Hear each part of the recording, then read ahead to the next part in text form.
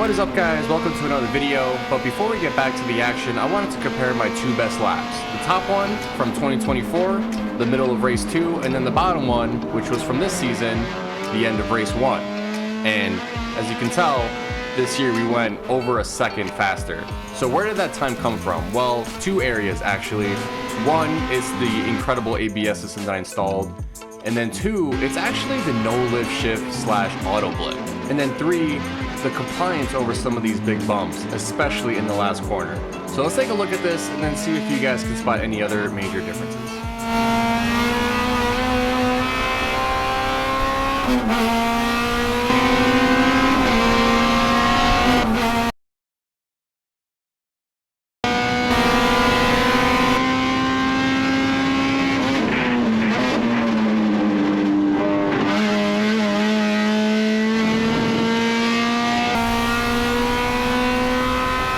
So we're coming up to the biggest brake zone of the track, and of course we're flying over this curve at flat out. Pretty similar speed, both runs. The draft of James Howen didn't really help that much in the top video, but take a look at this brake pressure. We're exceeding almost 1200 brake pressure, where last year I was around 600 to 700. That's a big difference. We gained a ton of time in that brake zone, and I'll show you guys the data at the end of this video.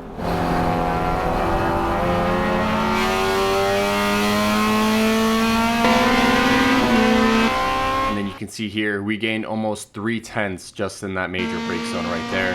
And then the last biggest gain is actually going to be in this last corner.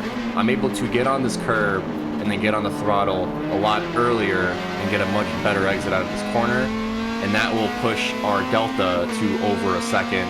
Of course, I'm flashing my headlights here because we're winning in the bottom video, whereas in the top video I still had a few more laps left. So there you go, over 1 second.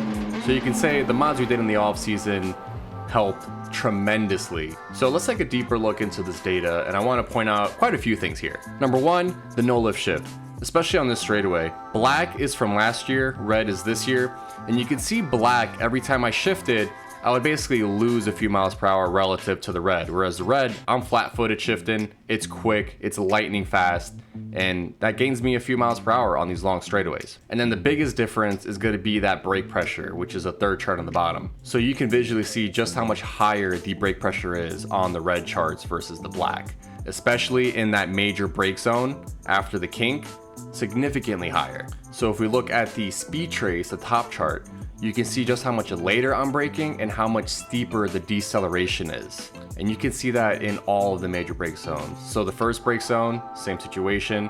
Going into turn 8, similar situation. And that is reflected as well in the longitudinal G. The red just has significantly more braking G-force. So yeah, I would say the ABS was a massive upgrade, and it's just allowing me to be way more confident on the brake, apply way more brake pressure, and then the ABS just kind of does the threshold braking for you, and it just improves every braking zone on track. So I'm extremely happy with it. I think it was one of the best upgrades I've done in a while. So anyway, that's kind of a nerdy look at some data. Let's get into the action. Tires, this is the push lap. Eric Gittil, he is so comfortable in this car. He's so comfortable in all the cars that he's ever built that he will throw this thing around like a wet rag. I mean, the amount of hours that have gone into the setup of this car, you'd never believe how much time he spends on it, with how aggressively he drives it. Like it's dispensable, right? It's just unbelievable. But that aggression has won him a lot of races. But like he was saying, that when he's driving that aggressive, almost full tilt, or even if he calls it 9/10, which is more than 9/10 for most people, that's where he's in focus mode. That's where he can get the most out of it. So we're definitely going to see this here, and he's got to not overdo it and make a mistake, but he's a professional. I think he's going to do an excellent job. Look at the sparks flying as that splitter touches the ground. Yeah, rub blocks engaged here, climbing all over the curbs there. New front aero on this car as well to help it stick to the road. Spent a lot of time in the offseason working on development of this car, and we'll see it put to use here in a close-up shot here through turn 4. This will be an awesome one. Climbing up through the hill here, 4, 5, and 6. Eric Gittil, the Hybridracing EG, getting after it, trying to go back to the point to kick off race 3 as he finished the first 2 races of the weekend out in front. Wild to see. Front-wheel drive car, the way it just kind of slings around that turn, almost looks like it's sliding through there. He's got great control of this car, carrying a lot of pace coming into turn 8. Yeah, definitely has it grounded. I wonder where the tire pressures are. Big sparks there through turn 8, pushing the limits of this car. The amount of work that's gone into just getting the wide body, the tubs built in so we can put that big wheel and big tire combination on it. Hundreds and hundreds of hours in this car. Debuted at Mid-Ohio in 2022. And since then, it's had a lot of success, and last year a lot of trials and tribulations. So he's going for the championship again this season, since he has in 2020, when it was the first time we started tabulating points. He's going around wide. He took the very wide line, riding the rim. Let's see what his exit looks like. Much more center track exit. Pulled at center. All the way up to 9,000 RPM on the brakes for turn 14. Little curve, little wiggle. Use all the road, Eric Kittil. Here we go. He won the first 2 races of the weekend. He'd love to start out front where he finished. Where will Eric Kittil start for Eibach GLTC race number 3? To the top, pole position for Eric Kittil, a 141.274, not even a shadow of a doubt, by 1.4 seconds goes to the top of the board. Yeah, that's absolutely what we expected. Excellent run by Eric Kittil. He locked in that first place position. He got it from time from the race, and he also got it from the shootout. I mean, everyone is chasing this car this weekend. I don't think everyone knew how much they would be chasing it, how hard it would be to chase. Eric Kittil has shown up with a weapon this year. Yeah, going into tomorrow, we got 2 races tomorrow, so starting on pole for race 3. And then after race 3, the finishing position of that race will determine the starting position of race 4, but there will be a random invert as always. So race 4 will be interesting, but you know, not really worried about race 4 just yet. First, we got to get through race 3, and almost midnight, car's ready to go. Got to get rest up and have a good 2 races tomorrow.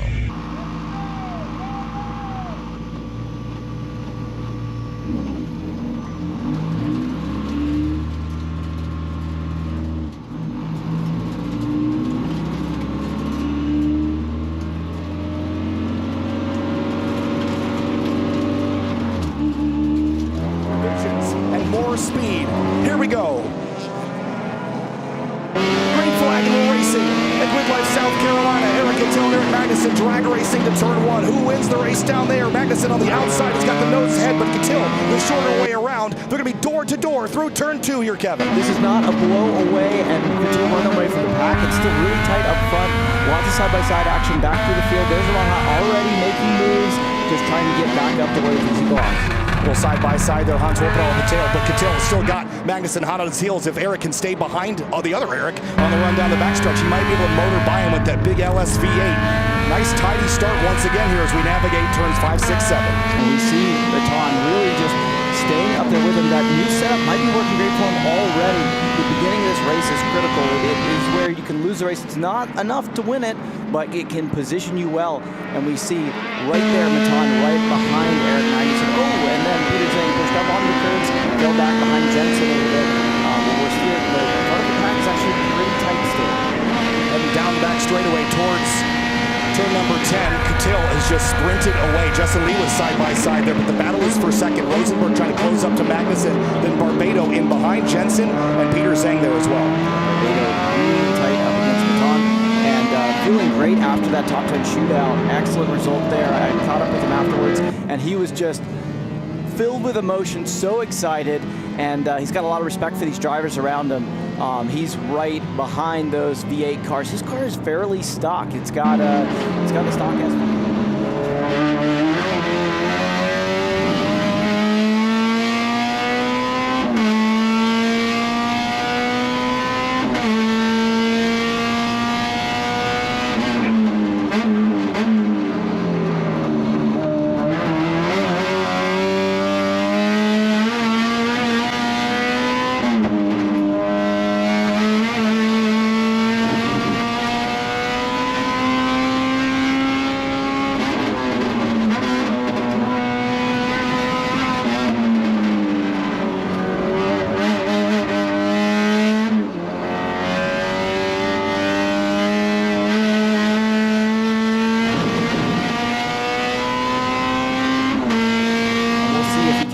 Something happened there, and this is a familiar sight. We've got Kittil kind of running away again. We're seeing an excellent performance.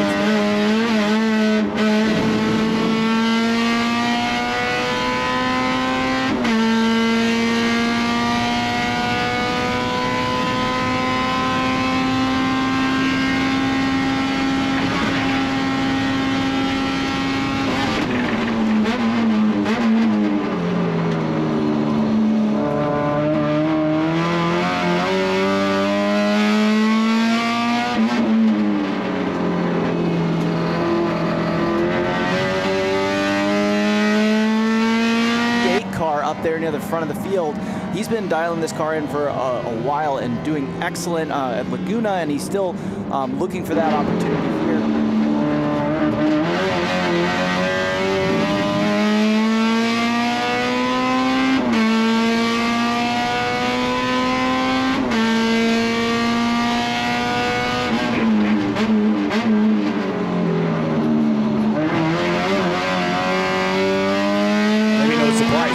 Went purple again, 2.8-second advantage now. It's like a competition to see how much he can destroy the field this weekend. I mean, dominance like we haven't seen since Tom O'Gorman at Weimar Park in 2022. Yeah, this is really wild. And talking to drivers, everybody's just looking at how they get second position.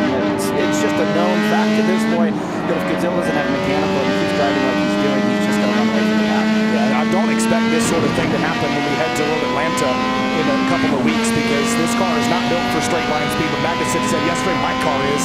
I fully expect to be able to compete with Catil when we head to that track next month. But boy, it's been fun to watch Catil. He was owed a couple, let's be honest. Last year, he had the speed to do this a few times and had mechanicals that kept him from fully executing on that car's ability, I think. I don't think the wish is ever to not get first place and fall back, but there is an interesting strategy. You get some leveling when you have the rewards weight to a car. So Catil in a lightweight car, but he's going to add some weight on top, and then come to Road Atlanta, horsepower is probably going to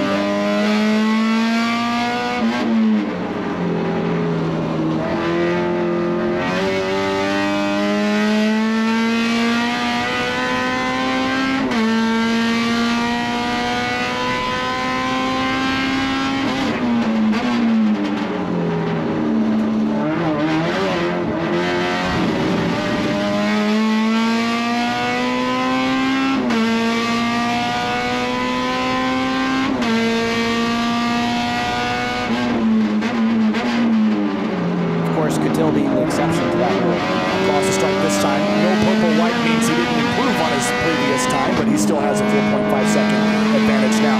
Rosenberg still chasing the car a little bit out of turn one and losing ground to Magnussen, who stabilized in second place.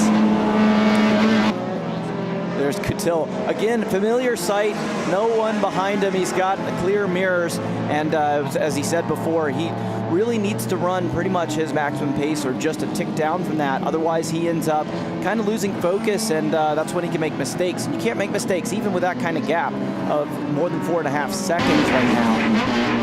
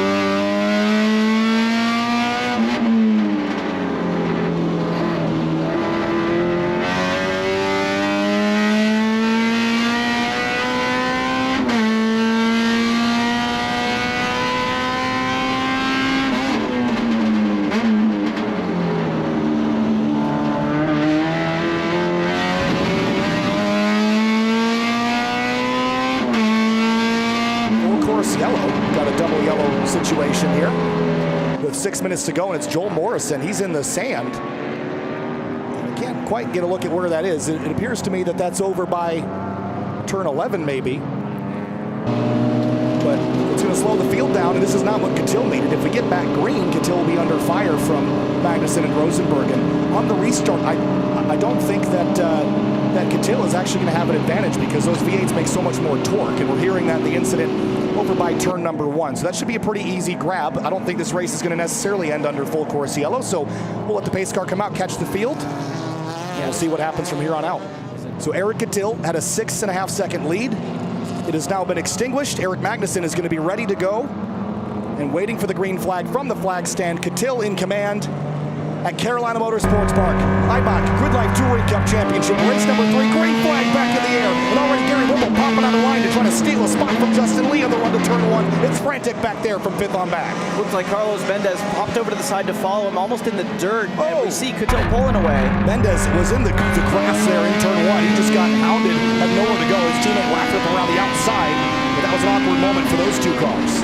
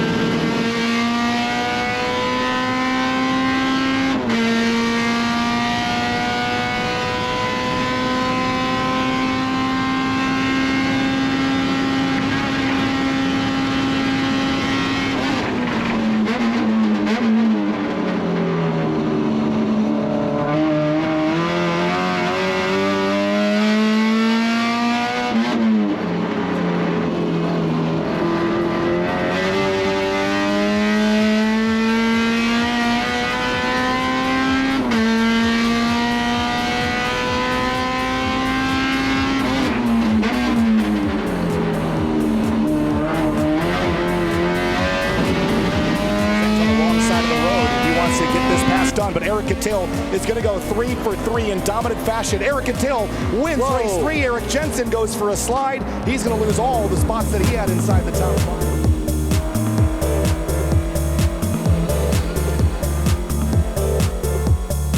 Yeah, great battle there. Eric Catil once again.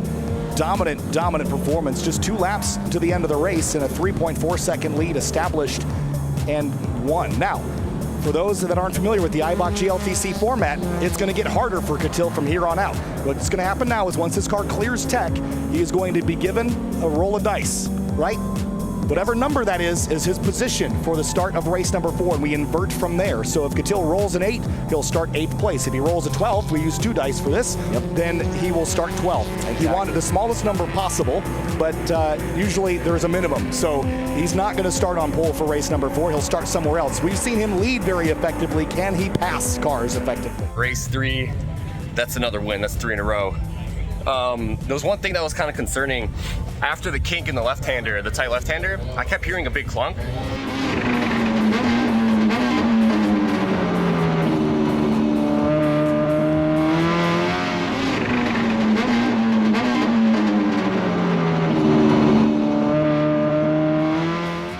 And coming back to tech, I noticed there was a lot of wear on the tire, which means it was rubbing the fender a lot more. You can see, look at all this rubber pickup. And I thought it was the hub, but you know, I'm shaking it. You know, it's got a little bit of play, but it's not the hub. Look what I found. Here, I don't know if you can see it. Yeah, these bolts are loose. Nut and bolt check, guys, very important. And I try to do it after every session, but clearly I must have missed that. So we're gonna put a wrench on all of these bolts here, make sure everything's tight, do both sides, check the front again, because the last thing I want is to have a failure like that, something loose happens, and we're trying to go 4 for 4 this weekend, baby. Oh, also, I rolled a number 4 invert. So starting P4 for race 4, I started 4th in race 1, made my way up to the lead, so we just got 1 more to go. Anyway, let me tighten these bolts. Besides that, the car is freaking flawless. Another 40.8 that session, 2 40.8s in that race. Car is just so freaking good. But yeah, nut and bolt check, get it ready for race 4.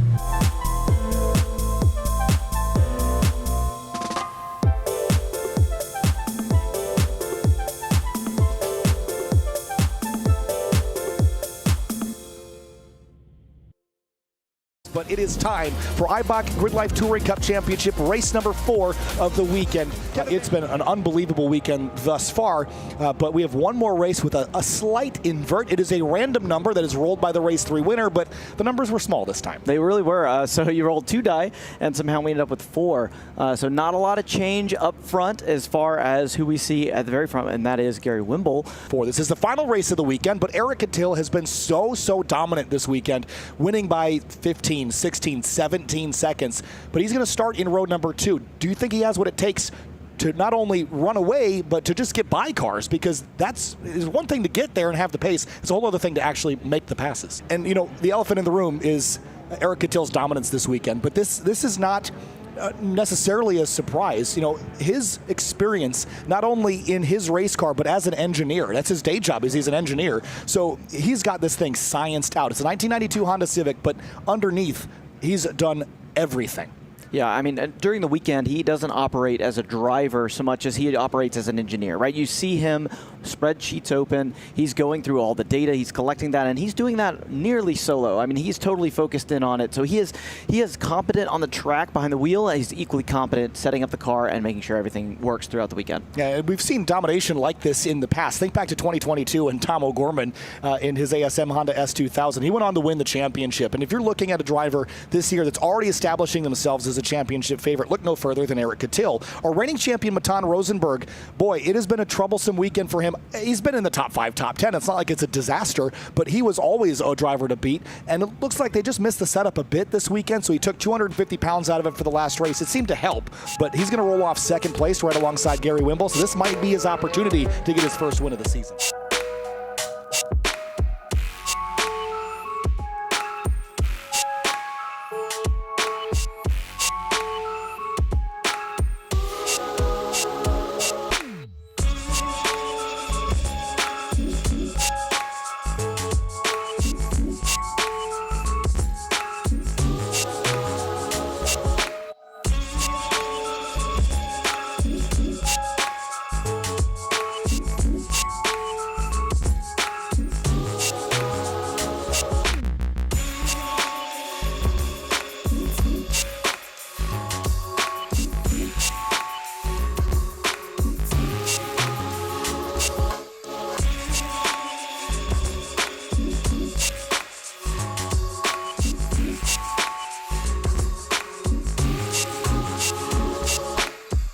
Rack it up and stack it up.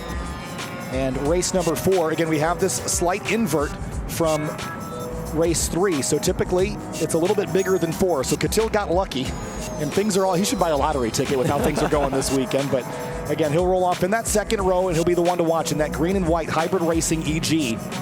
Pace car is going to pull off, make the hard left onto pit road. One more race for Eibach Grid Life Touring Cup Championship racing here this weekend. Racked up, stacked up with Gary Wimble and Matan Rosenberg on the front row. Here we go, green flag flies into racing at Eibach GLTC, and they storm down towards turn number 1. Wimble and Rosenberg door to door. Rosenberg noses ahead for a moment, but they're still side by side leaving the first corner, Kevin. Really tight action here, but we see that looks like Matan went ahead and got that forward position. Everyone seems to be side by side, but it's nice and clean through there. Watch position changes all the way through the field. Now up to turn number 4. Looked like Rosenberg edged ahead, and indeed he did in the Falcon and Eibach car. Catil now side by side with Wimble for second place and decisively goes through. Looks like Cathers is going to follow his way around one of the other cars up there as well. Eric Magnuson dropping back a few. And now rolling through 5, 6, 7, still side by side. Raul Uriardi and the 159 of Rubenstein there. But now it's going to be a Rosenberg versus Catil, an age-old fight here in GLTC. Absolutely, and that big gap that we were used to seeing with Catil is now in the hands of Matan Rosenberg. So he's pulling ahead. He's got that clean air and nobody to battle. So we'll see what he can do with it now that he's happy with the setup. Although I bet we see Catil close that out very quickly. Now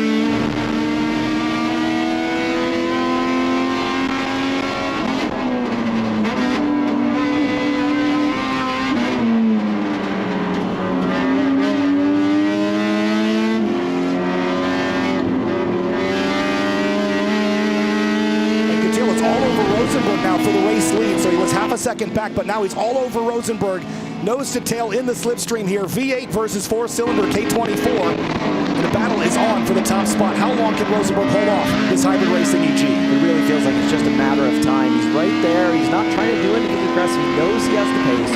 So just where is that ideal opportunity? And for now, you know, he can just stay behind and use that slipstream to his advantage.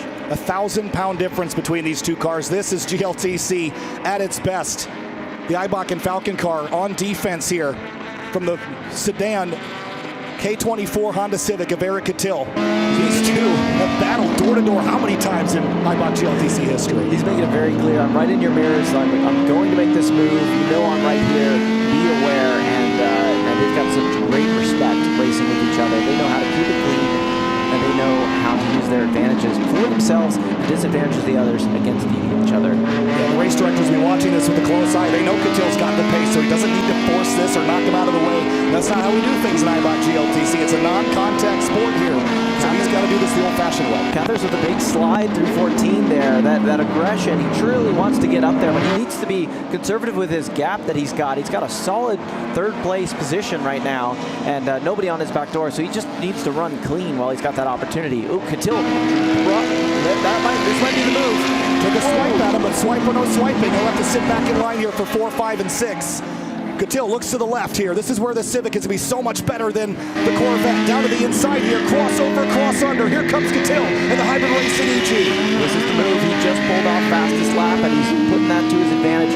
Right behind me in the slipstream, couldn't quite close it on that turn. Yeah, not quite enough. He bounced over the curb and a hop and a skip car off Lisa Keys, turn 3. And there was some body work there. I think it's is that Uriardi potentially? Maybe Rubenstein out there back and back. But here we are side by side again, coming up through 10. Coutil might have it right here. Being on the outside is definitely a disadvantage. And he's got to get this done here because with that yellow at sector 1, he can't make a move into turn 1, and it could draw a full course with Lisa in the gravel over there. And if it draws a full course yellow, he might not get another chance here if it takes a while to clean up. So Coutil's got to get this done soon. Here he goes, pokes to the inside of the 484. Maton's doing a great job of holding it back, just being as wide as possible. The car handles better, but it's still that heavy car doesn't have the advantages of the lightweight car of Coutil. He's still nose to tail. Here he comes up the inside here at turn 14. Can't send it. He's got Integra Type R ABS on this car, new for this season. Ooh, in the inside. Oh, and that little wiggle in Maton, but it's not quite enough to allow Coutil back. We've got full course caution. Now we see the safety car out. So Coutil can go cool off his car by getting side by side, but he can't make a pass. Yeah, so full course yellow out, for, I think for the first time, second time this weekend. We had Joel Morrison off in race 3. But this is going to bring the field behind the control of the safety car. Eric Magnussen's also off there on the backside of the racetrack. Looks like he might have just had some kind of mechanical problem, but we do have cars cleared. Ian Balestra, though, has not been able to get out of the way. So a couple of cars tangled there, and we'll have to send the tow truck to pull that car behind the wall here. And so here's a look. Rubenstein up the inside of Lisa Key. Oh, just tagged her there and sent her for a slide. Ooh, and see Balestra get up on top. Coutil warming up his tires. We see lights out on the safety car, so we are going to go back green flag racing. And just a moment here. I think maybe 2 laps if we're lucky. We'll see what happens. But as you said, lights are out. We're going green. Pace car will make the hard left into pit lane. Coutil warming up his tires. And these 2 up front ready to do battle once again at Grid Life, South Carolina. Lined up single file. Time to go back racing. Green flag back in the air. The car's already diving for the inside of the run to turn 1. This is your last opportunity to earn points here this weekend. Coutil trying to get to the inside of Maton Rosenberg. He could not. We see Justin Lee making a move there, trying to get up there. We've got more side-by-side action through here. Oh, and way back. We've got Aranda moving back up the field. With some of that attrition, it's really pushing people up into the points. Oh, but getting close to side-by-side with Coutil and Maton. Yeah, James Cather's watching all this out the windshield because he will have an opportunity to pick the pocket of these front 2 if they get side-by-side, and I expect that they will. Here comes Coutil at the exit of turn number 7. It's going to be a drag race down the back straightaway, but it's V8 versus 4-cylinder. Who's got the power? Who's got the drag? Down into turn 8. Coutil on the inside. Rosenberg trying to defend from the left side of the road. We've got so much advantage. Oh, right there. It just that little bit of overlap. The curbs might have slowed down Coutil just a tiny bit. We're coming up through the King 10. He's going to tuck behind and see if he can get another shot at it as we turn into it. Fair play for those front 2, but here comes Captain Cathers in the white E36 in trail. It's now a 3-horse race for first place. On the brakes into turn 11. This is where this Civic should be a lot better than the Corvette. He's going to turn hard left and try to get the overlap. Pinch off Maton's wide arc into turn 12. And Cathers can take his normal line, doesn't have to fight. He can just close that gap and look for an opportunity. Coutil right behind Maton. See if he takes a different line here or just tucks in behind. I think that Coutil is going to get maybe one more good opportunity. He's got to make it work next time around. Field leaves turn 14, heads to the start sand, and it's going to be white flag. 1 lap to go. This is the last chance. He's got to make something work here. He's coming into turn 1. This links into the other 2 sections. You got to make the right move here, or you're going to start running out of it. And Coutil knows it. He wants to be one of the drivers that completes the weekend sweep. Only 3 have done it before him. Tom Gorman, Aaron Lichty, Luke McGrew. Cathers with a little bit of slide there, takes him out of contention. He drops way back, so now it's just a battle for first. Into turn 4 now. This is where that Civic has had great advantage over the Corvette. He's going to tuck up underneath. Here comes Coutil. He opens the door to the inside of Rosenberg. They're side by side, just nothing between these 2. Now through turn 7. It'll be another drag race. Rosenberg a little offline. And this is the race all the way down here in the pass. The Corvette gets ahead, but Coutil had such a good run out of there. He might have the opportunity to kind of push Maton wide through 8. He can't do it. Jumps the curb at turn 8, and Rosenberg pounds the throttle to the floor, and the Falcon and Ibach car pulls clear of the Hybridracing EG. He might have enough to defend this, but it's going to be turn 11 and 14, the last opportunities for Coutil. Cathers is moving back up a little bit, but it's still this battle is for first place. First, Maton, and then Coutil right behind him. Here's his last chance to really gain that advantage. He's got to set up, and where he makes this move is going to decide this race. He tried to get up underneath Matul Rosenberg. Big run here. He's going to go to the back bumper. He uses the bumper. That's not fair play there. Eric keep it in tow as they roll through turn 13. He's doing everything he can, but at this point, it'll take one final send, one drag race to the stripe. Matul Rosenberg, reigning champion of Eibach Woodlife Touring Cup. It's going to be a drag race to the line, but I don't think Catil's got enough. Coming to the checkered flag. Here they come. Checkered flag waving, and across the stripe, Rosenberg wins it by a car length over Eric Catil and denies him the weekend sweep at Woodlife, South Carolina. What an incredible drive. You know Matul is so excited about that. Got that opportunity to stay up front and just hold that the entire race. He led so many laps there and just couldn't let Catil by. He wasn't able to capitalize. Incredible drive. What a drive by Rosenberg there. Did everything he could. Catil, I think he knew that bumper wasn't going to work, but he just gave it a try. Those two are friends. They'll joke about it later. That Corvette wasn't going anywhere, was it?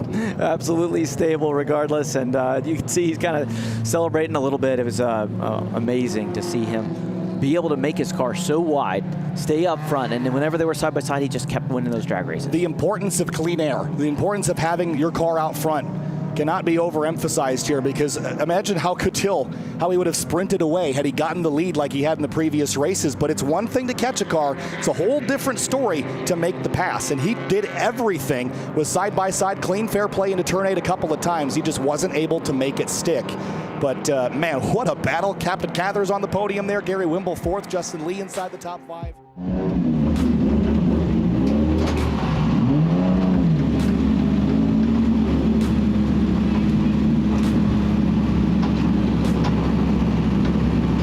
Bro, I didn't mean to hit you, but when you're parking it on the acceleration zone, like, the only thing I can do. I know, but I'm not intentionally trying to hit you. And I felt like I was pretty respectful the whole race, but that last lap, I felt like I knew what you were doing. I knew what you were doing. I wasn't trying to hit you. I'm sorry. That was good. You did a good job. It'll get replayed. Dude, look at that.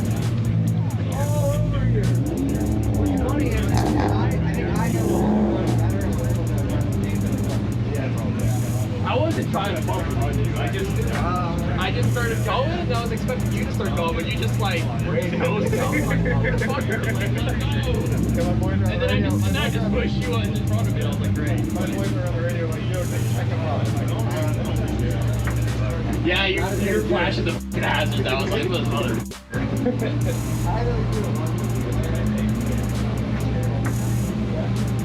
Nobody on the dyno? The dyno here. Oh. The dyno left. No wonder he was so much faster than everybody. He knew that he watched the dyno leave, Eric. Yep. You go bump him again so you can get out? No. So there we go. Race 4. Not a win, not a sweep. Second place. It was a good race. Matul drove really well. He made his car really wide, and he was really good at holding me up in the places where my car was a lot quicker. Unfortunately, there was a caution midway through the race, so that kind of ruined my chance, I think, because obviously my car, lighter car, does really well on longer runs. So I think he got a little bit of a lucky break there, but then we had, a green, white checkered, and I tried to pass him in the carousel, got him on the inside a few times and on the inside of 8, but just couldn't get the run out of 8. And then, the last lap, turn 10, kind of a similar situation like last year. I might have booped him a little bit more than I wanted to. I didn't want to hit him at all, but it was a little bit past the apex, so I started to accelerate, expecting him to accelerate as well. And he was playing a smart game. He wasn't really going because he was trying to kind of ruin my run out of the corner. So he didn't really go when I expected him to go, and I might have hit him a little bit more than, well, I hit him. So yeah, I don't really want to be hitting people like that. It was a little bump, but I still want to try to race clean. And that whole race, I felt like I gave him plenty of respect, raced him clean, didn't really do any risky maneuvers, and he just parked it on past the apex, and I thought he was gonna go. He didn't go. I booped him a little bit. But anyway, it got reviewed. Unfortunately, I will be on probation because of that, but I think they're letting me keep that finish, which is second, because basically after that little hit, he basically had the win. So, you know, it wasn't like a bump and run where I hit him and then I passed him, but it was a hit. Trying not to hit people in this series. You know, we're trying to race cleanly, and should have maybe expected that he was going to kind of take it slow out of that corner to kind of prevent me from getting any kind of run. But anyway, the car, absolutely flawless. It just exceeded all my expectations this weekend. Fast, easy to drive, handled the curb well. You know, the setup was incredible. You know, being able to put power down in the carousel like early and then just drive right out of it. So freaking good. We had killer lap times this weekend, multiple sessions with a 40.8. I think it was race 3. I ran 2 40.8s almost exactly. And then, yeah, race 3, you know, I was behind Matan, so I couldn't really get a good lap time in. But where's my dog? There he is. But yeah, overall, great weekend. Should be taken home first overall, which is awesome. Last year, I got 3 wins and a third. This year, 3 wins and a second. So a little bit better. Next year, the only way is up, so 4 wins next year potentially. Podium should be in a few minutes. Get that trophy, that sweet plastic trophy that really doesn't mean anything, but you know it does, because you know you put your passion into the sport, and you know those trophies remind you of, you know, the accomplishments that you've been through. And this weekend was a great accomplishment. Started out rough with an engine swap and a big off. Come here, Senna, hold on. Had to get my dog. Ran off.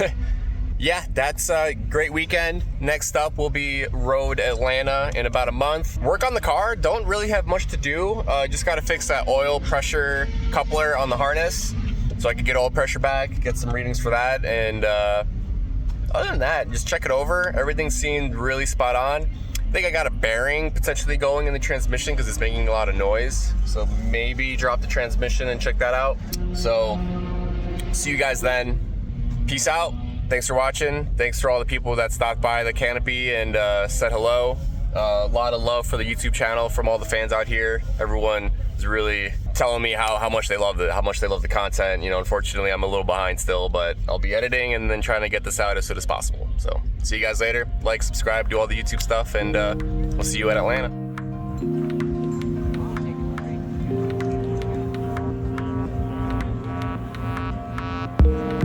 Senna, you had a long weekend? Yeah, you did. Birthday boy weekend, huh?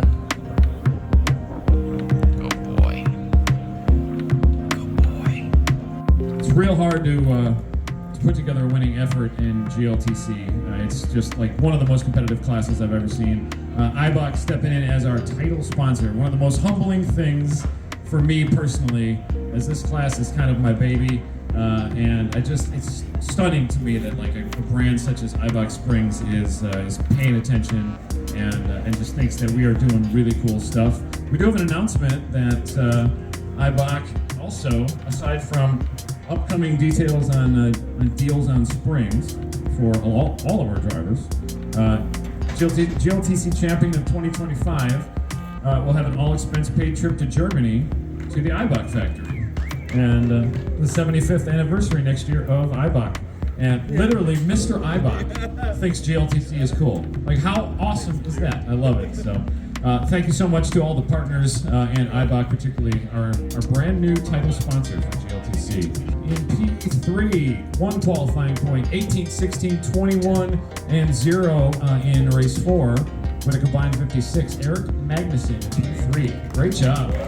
The wild sounding car, 330, the yellow BMW, gold BMW. And nothing like consistency for P1 and P2. P2, his boys are just up here, all the way from Ohio. Falcon Tires as his title sponsor this year, our rating champion. 3 points in qual, 21, 21, 18, and 25 for a combined 88. Mr. Matan Rosenberg, one of the younger drivers in our paddock as well. And every night, when he was here, him and his dad were working on this car when I went to bed, basically. Nobody puts in work like this dude, and it's really been an impressive weekend for him. 0 points in qual, 25, 25, 25, and 21. 0 points in qual because he almost binned it, I think, too. Yeah, and he practiced an engine change because he had a bad oil pressure sensor wiring. So now he knows that his backup engine is good because it made it through practice. But 96 combined points. Out front, Eric 2, back on the top step.